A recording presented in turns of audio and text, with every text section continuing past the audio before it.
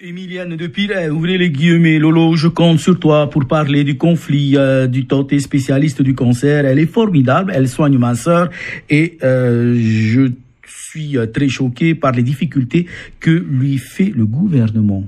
Bonjour Emilienne, bonjour à tous. C'est vrai qu'il y a beaucoup à dire sur ce sujet qui suscite l'émotion chez beaucoup de monde et chez les malades en premier, bien évidemment. Malgré le protocole d'accord signé qui a mis fin à une semaine de grève, le grand public ne peut pas comprendre le dialogue de sourds qui s'est installé dans cette histoire. Et encore, le terme dialogue de sourds n'est pas approprié puisque justement, il n'y avait aucun dialogue et que les décisions administratives tombaient froidement de manière autoritaire, résultat de l'application zélée, bête et méchante de textes. Des textes légaux, certes, mais une application à la lettre sous couvert d'économie, sans la moindre considération pour le médecin concerné ni pour les très nombreuses personnes atteintes d'un cancer.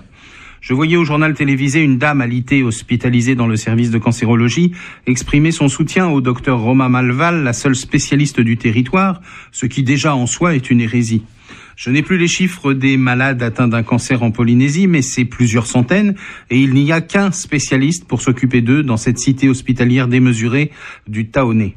Hélas, elle n'a pas subi un cursus français malgré ses longues années d'expérience. Et donc, il faudrait lui opposer brutalement des textes administratifs, des alinéas et des articles de code.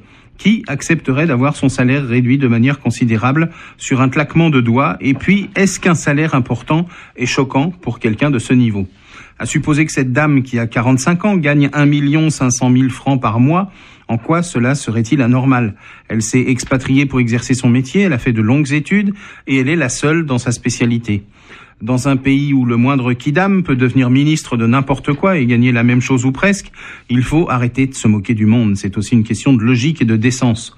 D'autre part, cet hôpital pharaonique, véritable gouffre financier, est maintenant opérationnel et a été conçu en partie pour stopper les évassanes coûteuses et permettre aux malades de ne pas quitter le Fénois en pouvant, grâce aux nouvelles structures, se faire soigner localement et bénéficier par exemple de séances de chimio.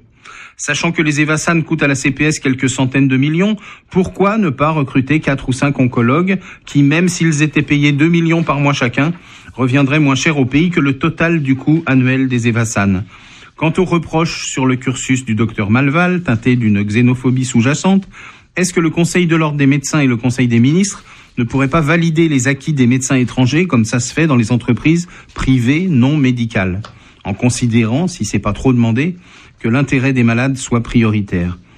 Mais surtout, au-delà des considérations politico-financières, il faut quand même avoir un certain culot pour opposer froidement des textes réglementaires et des grilles salariales de la fonction publique lorsqu'en face on a des malades souffrant d'un cancer.